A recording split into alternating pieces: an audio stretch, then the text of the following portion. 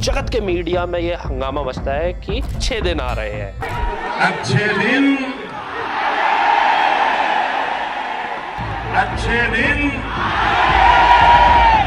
एक बीजेपी की नेत्री उस पोजीशन पे हो, उस नाबालिग बच्ची को कि धंधा कराने लाई हो तुम यहाँ पे। प्रधानमंत्री नरेंद्र मोदी ने दिव्यांग शब्द का प्रयोग किया। विकलांग उन दिव्यांग बहनों को आगे आने दीजिए, वो दिव्यांग बहनों को आगे आने दीजिए। लाजपत नगर दिल्ली का जो वीडियो ये काट रहा है क्या? ये क्यों के फालतू वो कर रहे हो अभी? अपने घर में बनाओ जो बनाने जाके। Hello hi welcome to DRT Rajiv Times पर अनस्क्रिप्टेड पॉडकास्ट। आज मेरे साथ मैं इसको एक ऑनरेबल मोमेंट बोलूं या मैं बोलूं इसको एक अंदर से एक्साइट करने वाला मोमेंट बोलूं।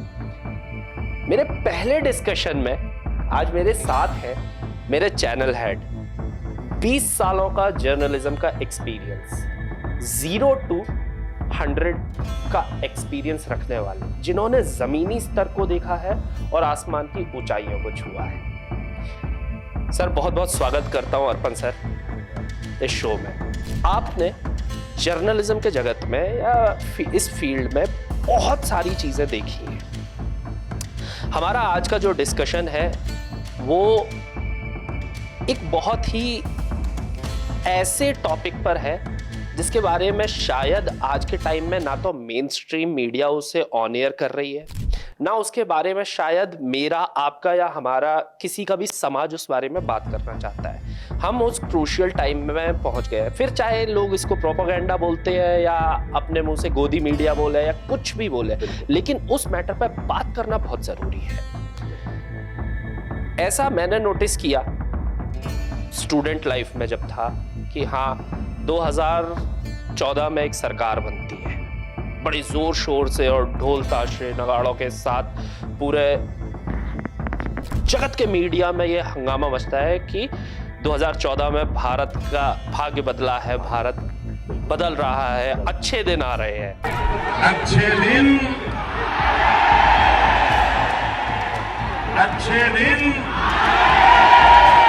नाम नहीं ले रहा हूं मैं, लेकिन आज 2025 में 11 साल हुए सर, मैंने वो स्थिति ऐसी चेंज होते हुए देखी है कि ये हम कहां आ गए। चाहे मैं एडमिनिस्ट्रेशन के पर्पज से बोलूं, मैं गवर्नमेंट के पर्पज से बोलूं, मैं मीडिया के पर्पज से बोलूं, वो कहते हैं कि जो बन सकता था ऊपर जाने की सीढ़ियां, ये कहां रह गया हमारा मीडिया। बिल्कुल, मैं उस पर भी बात करूंगा। आप समझ गए होंगे मैं किस पे बात करने जा रहा हूं। कल क्रिसमस है, 25 दिसंबर सिर पे है।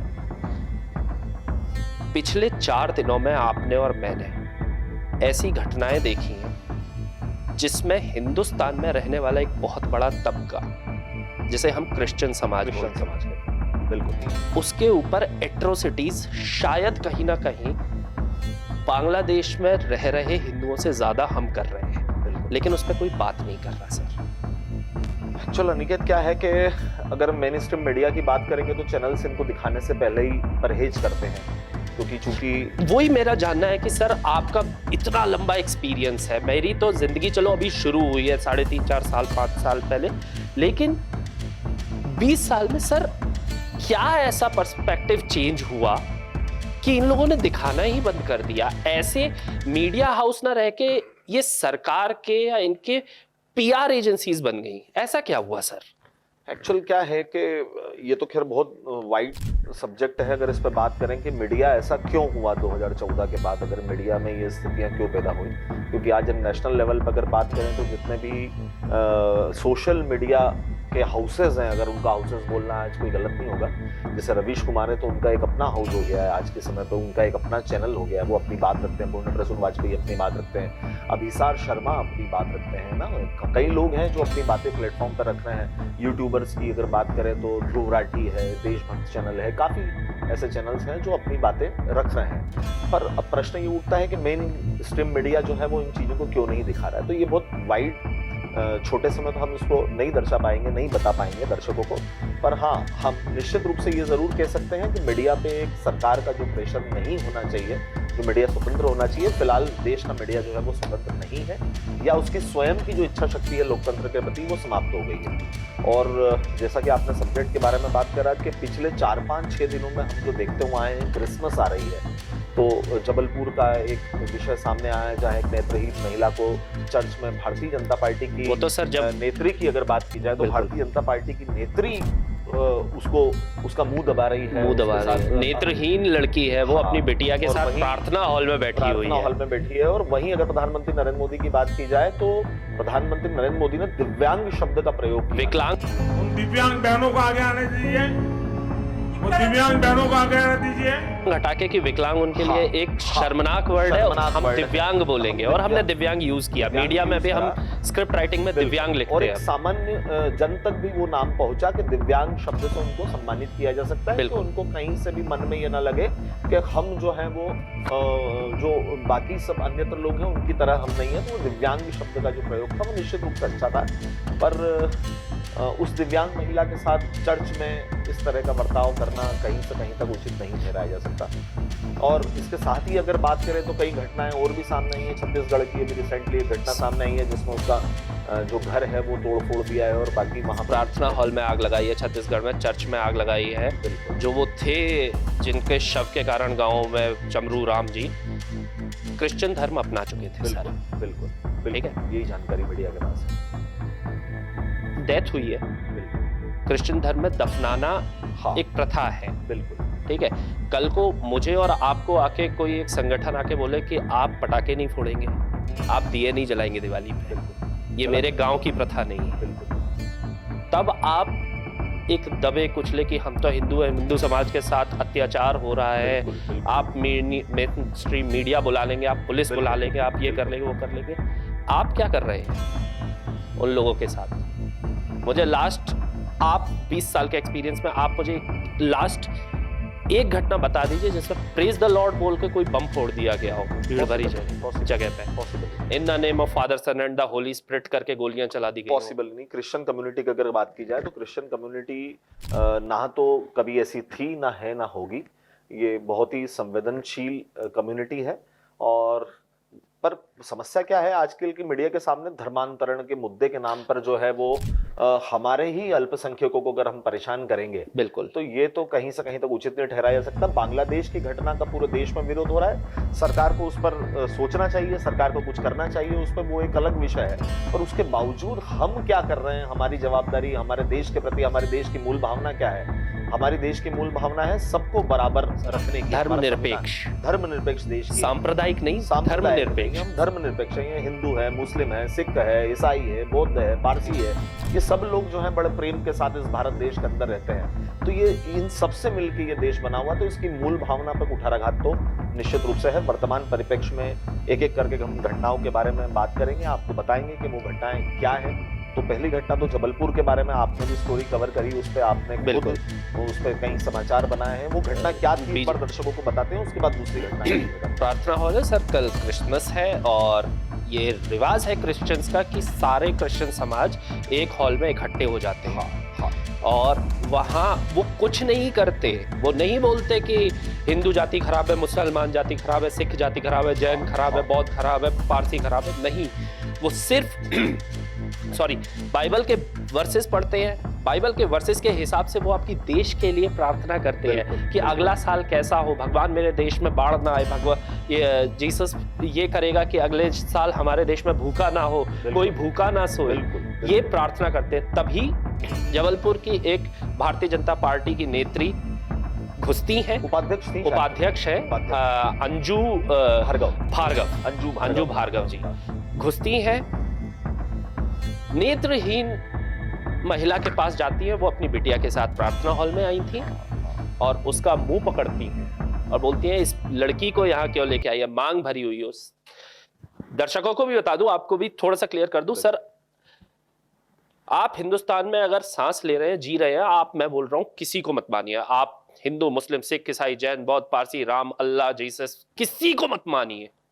आप, मैं बोल रहा हूं संविधान को भी मत मानिए, लेकिन संविधान में आपको मिले हुए हैं मौलिक अधिकार, स्वतंत्रता का आपने अधिकार। यहाँ बोला किसी को मत मानिए, मैं बोलता हूँ इंसानियत को, आदमी इंसानियत को मान लीजिए। एक इंसानियत जो धर्म है वो अपना एक धर्म है, हाँ। इंसानियत अपने आप में एक धर्म है। बिल्कुल। और वहाँ इस प्रकार की जो मानसिकता, भारतीय जनता पार्टी की नेत्री की मानसिकता क्या रही अब वो आके वो बोलती है उस महिला को कि तूने मांग भरी हुई है और तू लड़की को लाके यहाँ क्या करना चाह रही है। 90% क्रिश्चियंस महिलाएं जो हैं, नहीं बोलता मैं 90%, अगर परसेंटेज में नहीं भी निकालें तो कई क्रिश्चियन महिलाएं जो मांग भरती मंगलसूत्र पहनती हैं। मेरा ये सवाल है कि हम इंडियन सब कॉन्टिनेंट में रह रहे हैं, जो जियोलॉजिकल यहाँ की एस्पेक्ट है, हमारी ब्राउन स्किन है सर। बिल्कुल ठीक है, हम उस इंडियन उसमें रह रहे हैं। हम अब क्रिश्चियन ऐसा तो है नहीं कि ब्लू व्हाइट क्रिश्चियंस 6 फुट लंबे हाइट और एकदम दूधिया स्किन के साथ दिखे वही क्रिश्चियन है। बिल्कुल बिलीफ की बात है सर, बिलीफ की बात है। आप ब्राह्मण, मैं ब्राह्मण, कल को हम वाहेगुरु के लिए भी सजदा करते हैं। बिल्कुल ठीक है, 25 दिसंबर को हमें भी सम्मान होता है जब किसी चर्च से बेल बजती है। बिल्कुल हम धर्मनिरपेक्ष रहे हैं। बिल्कुल। फिर आप एक बीजेपी की नेत्री उस पोजीशन पे होके उस दिव्यांग का मुंह पकड़ के आप उससे बोलती हो, इस बिटिया को, उस नाबालिग बच्ची को, कि धंधा कराने लाई हो तुम यहाँ पे।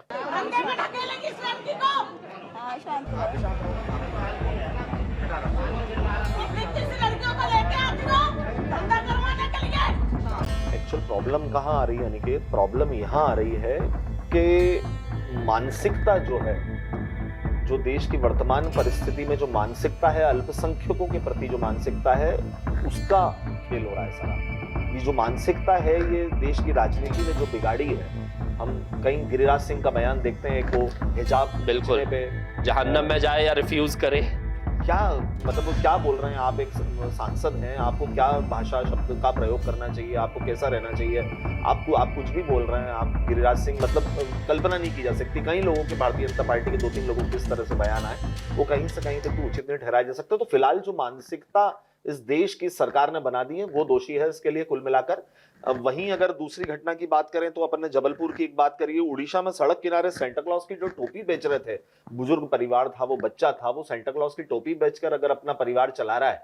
क्योंकि कई बार ये होता है कि व्यापारी कोई सीजन आता है, गजक का काम करने लगता है। अब अभी ठंड चल रही है, कई लोग सीजन के हिसाब से ही बिजनेस चलते हैं सर। ऑर्गेनाइज सेक्टर की बात करूं मैं, दर्शकों को भी थोड़े से आंकड़ों पे बता दूं कि ऑर्गेनाइज सेक्टर जिन्हें बोला जाता है प्राइवेट और गवर्नमेंट। बिल्कुल। और आपके ये आईटी सेक्टर, ये देश की जीडीपी में सिर्फ कहीं ना कहीं 17 से 18% का योगदान दे। बिल्कुल। बाकी जब आप उसे 100% तक पहुंचा रहे हो तो सर आप रेडी वाले, फेरी वाले, सीजन में काम करने वाले, बिल्कुल इनसे देश की जीडीपी चल रही है। जो बीड़ी का बंडल बना रहे हैं, जो पुड़िया सिल रहे हैं, जो पत्तल बना रहे हैं, जो दोने बना रहे हैं, जो सर्दियों में अमरूद बेच रहे हैं और गर्मियों में आम बेच रहे हैं, उनसे वो जीडीपी चल रही है। क्योंकि उनसे आप और मेरे जैसे इंसान कैश लेके खरीदते हैं डायरेक्ट। आप डेली फ्रिज नहीं खरीदते। वीडियो में अगर आप देखेंगे वो सेंटा क्लॉज की टोपी बेच के जो परिवार अपना चला रहा होगा, वो भरण पोषण कर रहा होगा अपना परिवार को, उसको कितना संघर्ष करना पड़ रहा होगा कि एक कार में बैठ के, एक बड़ी कार में बैठ के 2 लोग आते हैं और टीका लगा के रखते हैं और उसको धमकाते हैं कि तुम क्या बेच रहे हो, ये हटो यहाँ से, ये सब नहीं करना है।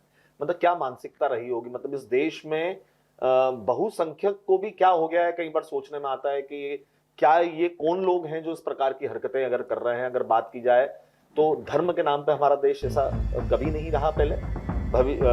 सर ये पिछले 7-8 सालों में मैंने ये डेमोग्राफिक चेंज होते हुए देखा है। 7-8 सालों की बात कर रहे हैं। मैंने तो इसके पहले कभी क्रिश्चियन धर्म पे इतना एक उठाते हैं, विश्व हिंदू परिषद या बजरंग दल जाते हैं या अन्य हिंदुवादी संगठन जाते हैं, वहाँ एक अपील करते हैं कि अगर माता पिता की अनुमति ना हो तो आप किसी को सेंटा क्लॉज नहीं बने धर्म विशेष के लिए अगर कोई बात की जाती है तो। यहाँ तक तो ठीक है, अपने धर्म की रक्षा करना, कुछ समझाइश देना किसी और धर्म को, वहां तक तो ठीक था।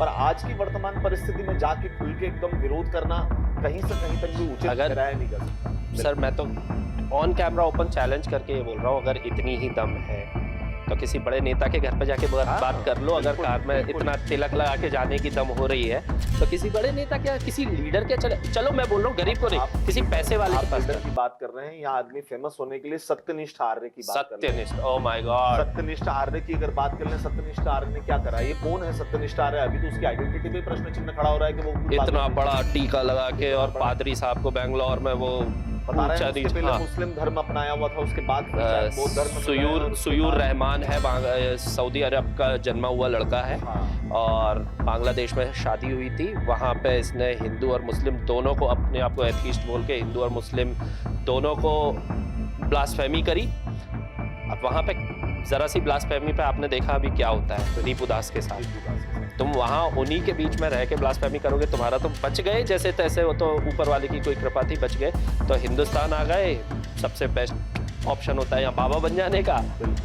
इनकम उसी में दिखी, इनकम उसी में दिखी, धंधा चल रहा है, बाबा बन गए। बाबाओं का। और उन्होंने ये देखा कि शायद क्रिश्चियन कम्युनिटी थोड़ी सी शांत है, एग्रेसिव नहीं है, तो इस पे अटैक कर, क्योंकि अगर डायरेक्ट आप वहां अटैक करोगे के साथ चर्च में इतनी बदतमीजी और बदसलूकी वो व्यक्ति कर रहा है, और इस तरह की। सर मैं तो सलाम करता हूँ इस कौम को। दर्शकों को ये पूरा वीडियो जरूर बिल्कुल बिल्कुल बिल्कुल बिल्कुल बिल्कुल बीच में वो वीडियो लगाएंगे, अटैच करेंगे एडिटिंग में। सर मैं तो इस कम्युनिटी को सलाम करता हूँ कि इतनी टॉलरेंट कम्युनिटी है।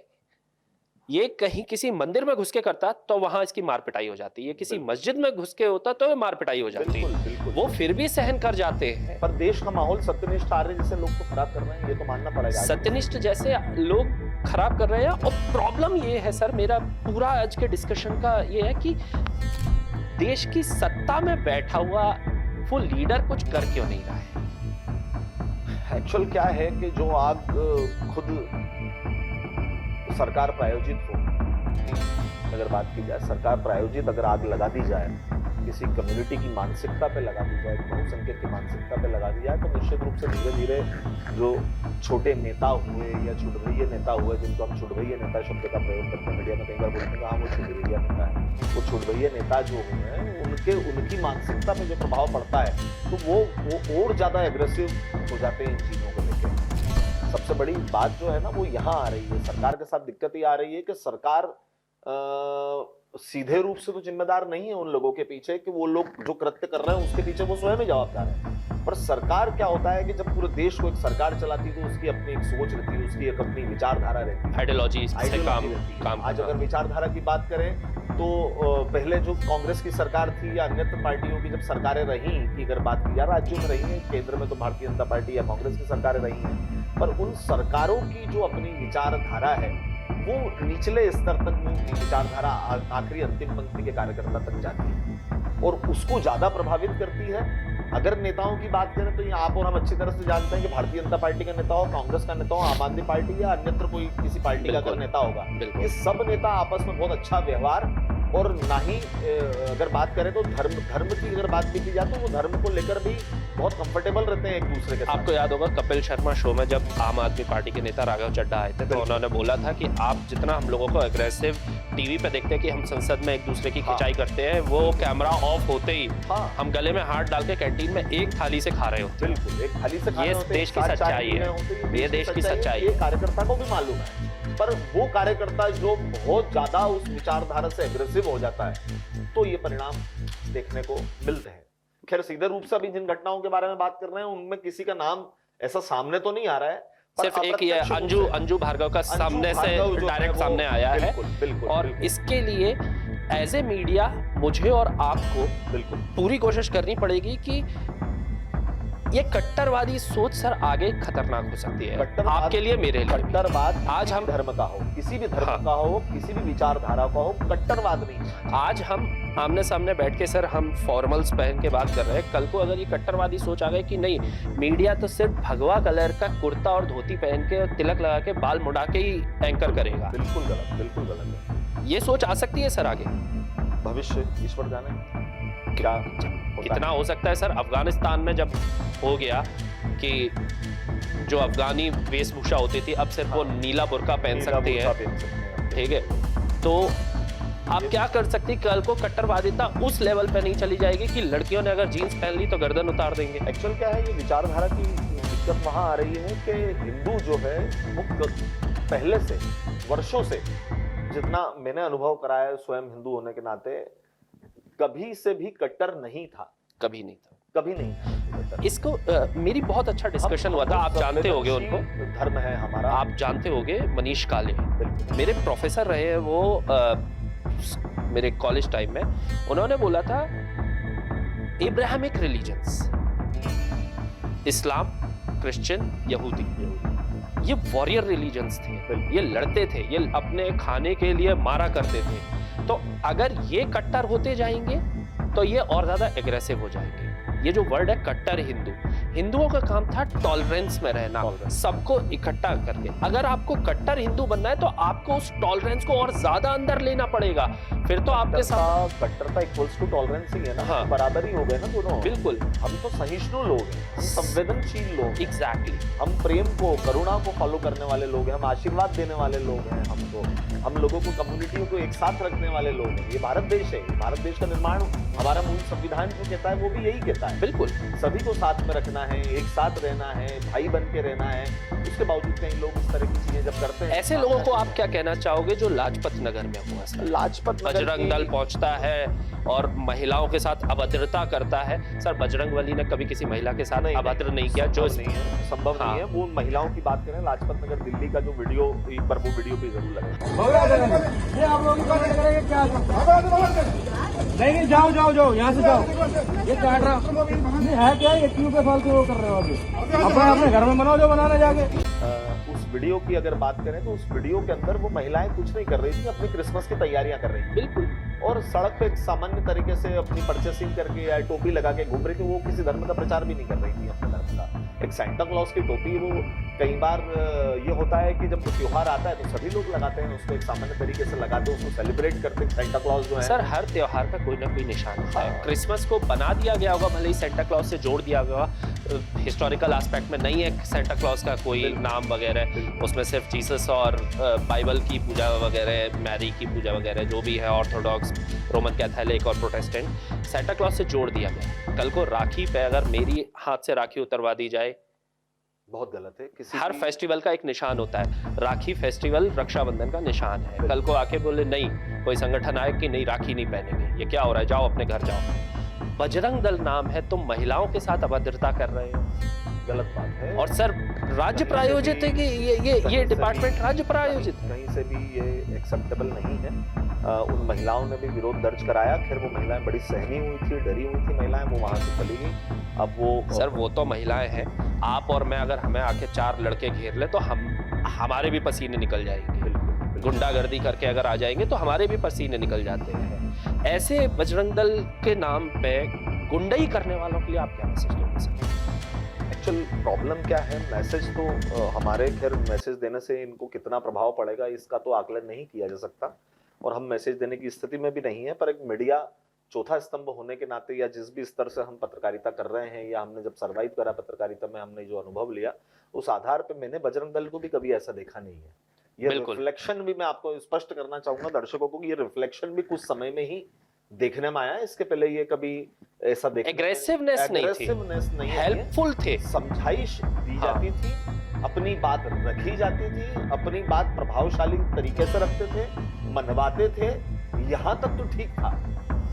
पर ये जो तरीका सामने आ रहा है, ये लाजपत नगर में बजरंग दल वाले अगर कार्यकर्ता हैं, अगर आपने देखा उसको कंफर्म करा है, उसमें इंगित है वो बिल्कुल कार्यकर्ता है, अगर समाचार में है तो ये स्पष्ट है, जिसकी एजेंसी ने स्पष्ट करा होगा। पर ये तरीका कहीं से भी स्वीकार्य नहीं है, और इनसे जो संदेश जा रहे हैं, इस देश के अंदर जो संदेश जा रहे हैं, वो जो भावना जो इस देश की पैदा हो रही है, वो निश्चित रूप से कहीं ना कहीं गलत है। और क्रिश्चियन कम्युनिटी पे इस प्रकार का तो होना, और कल क्रिसमस का त्योहार है, हम सब क्रिसमस का त्योहार मनाएंगे, हम सारे त्योहार मनाते हैं हम लोग।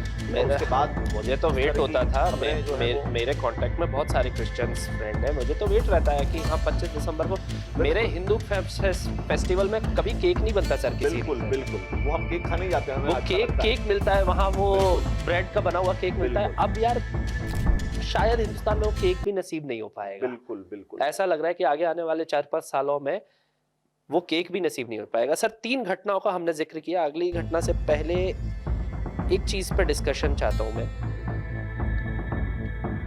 ठीक है, आरोप लगते हैं धर्म परिवर्तन के, कन्वर्जन के, इसके ब्लास्फेमी के, जिसके हमने आर्टिकल 25 का जिक्र नहीं किया अभी, इसको थोड़ा सा इलैबोरेट करते हैं। आर्टिकल 25 एक मौलिक अधिकार है, जीने का अधिकार, शिक्षा का अधिकार, अत्याचार के खिलाफ अधिकार। ये मौलिक अधिकार में 25वां जो आर्टिकल 25 है, जिसमें ये बोला जाता है कि हम हमारी आइडेंटिटी में रहते हुए किसी भी रिलीजन को प्रैक्टिस कर सकते हैं। और ये तो मैं बोल रहा हूँ, इमरजेंसी में भी हमारे मौलिक अधिकार अगर कल को लगती है तो ये सस्पेंड नहीं किए जाते।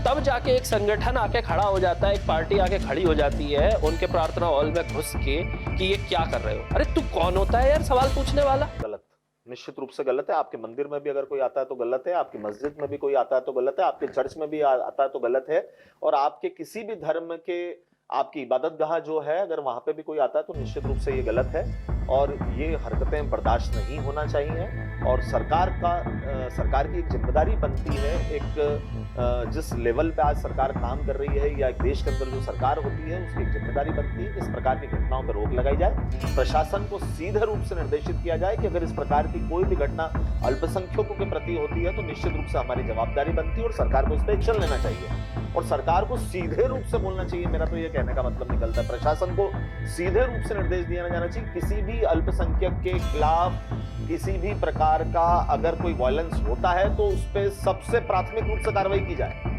जैसे महिलाओं को हम संवेदनशील मानते, महिलाओं का मामला संवेदनशील मानते हैं, उसी प्रकार अब जो वर्तमान स्थिति है उस स्थिति के अंदर सरकार को स्पष्ट रूप से प्रशासन को निर्देश देना चाहिए कि हाँ अल्पसंख्यकों के प्रति, क्योंकि जब हम बर्दाश्त नहीं करते हैं, बिल्कुल जब हमारी बात करें हमारे दीपू दास के साथ अगर ये होता है तो हम बर्दाश्त नहीं करते। पाकिस्तान में, अफगानिस्तान में हुआ, आप वहां अल्पसंख्यक है, वहां आप रोने लगते हैं, आप अपने देश में क्या कर रहे हैं? बात रोने की नहीं है, हमें दुख होता है उस बात का। अगर किसी अल्पसंख्यक पे कुछ होता है तो दुख होता है। इस्कॉन के साथ जितनी घटनाएं वहां पर हुई है ये गलत है ना। कृष्ण भक्त लोग हैं, हिंदू लोग हैं, अपनी प्रैक्टिस कर रहे हैं, अपने धर्म का प्रचार कर रहे हैं, वो उनको आजादी होना चाहिए कहीं भी हो किसी पर। तो हमारी तो जिम्मेदारी बनती है कि जब हम उनको देख के अगर एग्रेसिव होते हैं, अगर किसी के साथ ऐसा होता है, हम पाकिस्तान के अंदर अल्पसंख्यकों के प्रति जो व्यवहार होता है, बांग्लादेश में जो व्यवहार फिलहाल देखने को मिल रहा है या अन्य देशों में देखने को मिलता है, बाकी कंट्रीज में तो बहुत कम देखने को मिलता है। अगर बात की जाए कनाडा में कई बार कुछ हुआ है, वो कुछ देखने को मिला है, पर यूएस में लोग अच्छी तरह से रहते हैं, इंग्लैंड में लोग अच्छी तरह से रह रहे हैं, दुबई की बात कर लें, कतर की बात कर लें, वहाँ पूरा अधिकार है, वहाँ आपको कोई पकड़ के नहीं पूछता तू हिंदू है कि तू मुसलमान है।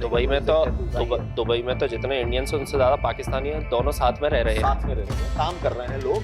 तो इस तरह की भावना पे सरकार को स्पष्ट रूप से कार्रवाई करना चाहिए और ये जो माहौल है ये फिलहाल खराब है। और बात अगर ये करें छत्तीसगढ़ की बात करें तो जो जितनी बड़ी घटना छत्तीसगढ़ में हुई है वो घटना को प्रशासन को बड़ा संवेदनशील तरीके से लेना चाहिए था, उसको डील करना चाहिए था। सरकार को चाहिए था कि वहां हस्तक्षेप करे और वो सभी चीजों को सॉर्ट आउट करे और वापस से आके उस धर्म को फॉलो करने वाले व्यक्ति को इतना ढांढस बंधाए, कम से कम सरकार इतनी हिम्मत दे कि उसको लगे कि हाँ मैं सुरक्षित हूँ, मेरा परिवार सुरक्षित है, मेरा धर्म सुरक्षित है, मैं खुद सुरक्षित हूँ। उसे कहीं ना कहीं तो लगे। तो ये जो ढांचा है, हमारा संवैधानिक ढांचा है, ये किसी दिन ऐसे ही भरभरा के गिर पड़ेगा। हमने नेपाल में देखा है कई बार भ्रष्टाचार के खिलाफ हुई होंगी भले चीजें, पर ये कट्टरता भी आपको उसी स्थिति में ले जाके खड़े। और भ्रष्टाचार की बात किसी दिन अलग से कर लेंगे, क्योंकि भ्रष्टाचार की भी अगर बात करें तो एक से एक वो तो सर एक ऐसा टॉपिक है जो नेवर एंडिंग टॉपिक है, उसके लिए तो हम कितना भी डिस्कशन करने। फिलहाल का मुद्दा ये था हमारा कि हम क्रिश्चियन को लेकर जो अभी त्योहार आ रहा है उस पे हम एक वीडियो बनाए, एक हमारा विचार था, हमने रखने का प्रयास। बाकी 3 घटनाओं का भी सर जाते जाते जिक्र करते हैं आखिरी 2-3 मिनट में। दिल्ली की एक घटना और निकाल लेते हैं, उसमें क्रिश्चियंस को तो इफेक्टेड नहीं है, पर एक हम बाहरी नागरिक को किस प्रकार से अगर बोल रहे हैं तो रेणु चौधरी जो है वो पार्क में जाके बीजेपी की नेत्री है, पार्षद है, बिल्कुल वो जाकर उसको अच्छा हाँ क्रिकेट कोच को वो बाहर से आए दे रही है कि तुम हिंदी बोलना सीखो, नहीं तो तुमको पार्क से बाहर निकाल देंगे या पार्क में क्लासेस नहीं लगाने देंगे। आप सोच सकते हैं हम उसके पीछे, मैं वही बता रहा हूँ, वो विचारधारा ही काम करती है। तो विचारधारा जब आपने वही विचारधारा बात करी, अंजू भार्गव, जबलपुर और दिल्ली में कितना फर्क है, आप सोच सकते हैं कितनी डिस्टेंस होगी जबलपुर और दिल्ली में। पर विचारधारा तो जो है वो एक निचले कार्यकर्ता को भी या निचले स्तर के नेता को भी प्रभावित करती है। तो उसी विचारधारा ने प्रभावित करा, तो वही दिल्ली में रेणु चौधरी की बात कर लें या फिर अंजू भार्गव की जबलपुर की बात कर लें, ये सब चीजें आपस में मिली हुई हैं, ये अलग अलग नहीं है। वही गिरिराज सिंह को भी आप उसी में मिला सकते हैं, वो भी इसी में मिला हुआ है, नीतीश कुमार भी इसी में। सबके लिए एक ही वर्ड बोला गया है बुजुर्गों द्वारा, एक ही थाली के चट्टे बट्टे। ये एक ही थाली के चट्टे पट्टे हैं और ये इतने हल्के में नहीं है। ये चट्टा पट्टा वाली जो बात है ये किसी दिन देश को ले डूबेगी अगर नहीं हुआ तो ये घटना थी एक लाजपत नगर दिल्ली में सेंटा क्लॉज की टोपी पहने हुई घटना के बारे में हमने जिक्र करा। दूसरा हमने दिल्ली में विदेशी फुटबॉल कोच के साथ क्या हुआ वो हमने बताया। एक सत्यनिष्ठ आर्य के बारे में हमने बात करी है। उड़ीसा में सड़क किनारे सेंटा क्लॉज की टोपी बेचने वाले गरीब परिवार के साथ क्या करा एक हिंदू संगठन के, कथित हिंदू संगठन बोल देना चाहिए, हिंदू संगठन तो अब है नहीं है, किसी ने जिम्मेदारी ली नहीं है, पर वो मीडिया रिपोर्ट्स में ये सब चीजें चल रही हैं। जबलपुर में जो अंजू भार्गव ने करा वो हमने उस विषय को लिया। और छत्तीसगढ़ वाली घटना हमने ली, तो ये 6-7 घटनाओं के पीछे जिक्र करने का प्रमुख हमारा जो मोटो था, हमारा वो कुल मिला के उद्देश्य ये है कि दर्शक इस बात को समझे। और भारत जो था वो कभी ऐसा नहीं था जितना हमने भारत को देखा है जब से हम पैदा हुए हैं। उसके पहले से भारत रहा है, भारत हमेशा रहेगा। पर इस तरह की घटनाएं हम तो उसमें के लोग हैं, हम उस धर्म को फॉलो करने वाले हैं जिसमें पशु के भी देवता होते हैं, जिनको हम पशुपतिनाथ बिल्कुल बोलते हैं। बिल्कुल। तो उस पशु के प्रति जो इतनी संवेदनशीलता जो धर्म रखता होगा, क्या वो धर्म कट्टरता की इजाजत देता है? इस बात को नोट डाउन करने की आवश्यकता है। क्या वो धर्म इस बात की इजाजत देता है कि किसी भी व्यक्ति, किसी भी जो पशु को इजाजत नहीं देता परेशान करने की, उसका भी एक ईश्वर है? तो क्या उसका किसी और धर्म का व्यक्ति होगा, उसका ईश्वर नहीं होगा? उसको क्या जवाब देंगे? बिल्कुल सही। अब आप क्लोजिंग ले सकते हैं। बिल्कुल। बाकी जाते जाते सर आज के डिस्कशन में मैं बस दर्शकों से इतना बोलूँगा, आज के डिस्कशन का मैंने निचोड़ सिर्फ इतना निकाला है कि बाहरी हमलों से तो देश बच गया। भले ही मैं उस भारत भूमि पर हुए पहले पर्शियन अटैक के बारे में बात करूं या लास्ट 1962 या 1999 में हुए पाकिस्तानी अटैक के बारे में बात करूं, हथियारों से जितनी लड़ाइयां लड़ी गई हैं हमने भारत को बचाया, हमारे पूर्वजों ने बहुत अच्छे से बचाया। लेकिन प्लीज इस इंडिया की परपाटी, इस इंडिया की पहचान, इस भारत की वो पहचान को खत्म नहीं कीजिए, क्योंकि जो काम हथियार नहीं करता वो काम सोच कर देती है सर। हमने तो कभी कल्पना भी नहीं करी थी अनिकेत कि इन विषयों को लेकर कभी मीडिया में, ये तो पॉडकास्ट आ गए हैं तो हम इन बारों में बात भी कर पा रहे हैं, इन विषयों के बारे में बात भी कर पाना है। नहीं तो हमारी जब हम चैनल पे होते हैं, हम जब समाचार वाचन करते हैं या हम किसी पर्टिकुलर सब्जेक्ट तब हमारे पास एक हम जंजीरों, हम भले ही चौथा स्तंभ में, लेकिन हम जंजीरों में बंधे हुए हैं, हमारी एक मर्यादा में बंधे रहते हैं। बातें हमने अभी भी मर्यादा में करी है, पर पॉडकास्ट एक तरीका है जिसपे हम खुल के बात रख रहे हैं। खुल के बात शायद वो तरीका भी नहीं होता। मीडिया को कभी ये करना पड़ेगा, ये भी नहीं सोचा था कि हिंदू मुस्लिम सिख ईसाई हम सब हैं भाई। तो ये बात बताना कि हिंदू मुस्लिम सिख ईसाई हम सब हैं भाई, ये बताना भी हमें बड़ा अजीब सा लगता है कई बार कि ये मीडिया ये बताएगा ये चीज। हम कुछ अनयूजुअल करते हैं ना सर, तो चीजें अजीब लगती हैं। हमने लोगों को इंफॉर्मेशन देना शुरू किया, बिल्कुल जानकारी और सूचना। आज हम लोगों को जागरूक कर रहे हैं। एक राजनेता का काम हम लोग करने की कोशिश कर रहे हैं कि प्लीज मत बिगाड़ो इस हिंदुस्तान को। हिंदू मुस्लिम सिख ईसाई, जैसा सर ने बोला हमारे चैनल में कि हिंदू मुस्लिम सिख ईसाई आपस में सब भाई, प्लीज ये भाईचारा बने रहने दीजिए। आपसे बस एक गुजारिश है, हिंदू हो, मुस्लिम हो, सिख हो, ईसाई हो,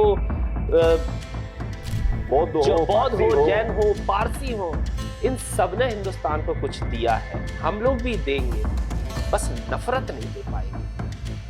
जाने से पहले आपसे इतनी रिक्वेस्ट है कि अगर आपको ये डिस्कशन हमारा अच्छा लगा हो तो इसे शेयर कीजिएगा, कमेंट कीजिएगा। आपके मन में कोई विचार हो तो कमेंट के जरिए हमसे वो क्वेश्चन कीजिएगा, हम फिर आएंगे। हम फिर हफ्ते में 2 बार डिस्कशन करेंगे, 3 बार करेंगे। आपकी नीड के हिसाब से हम डिस्कशन करेंगे, प्रॉब्लम्स के सॉल्यूशन ढूंढेंगे। बस इतना जाते जाते आग्रह है कि हिंदुस्तान को बचाइए। शायद सरकार इनएक्टिव रहे और आपके सामने अगर कोई एट्रोसिटी, कोई अत्याचार होता है तो भारत का नागरिक होने के नाते आपको आवाज उठानी है। मिलूंगा आपसे अगले एपिसोड में, मैं आपसे लूंगा इजाजत। Sir thank you so much, इतना अच्छा पॉडकास्ट, इतना अच्छा डिस्कशन करने के लिए।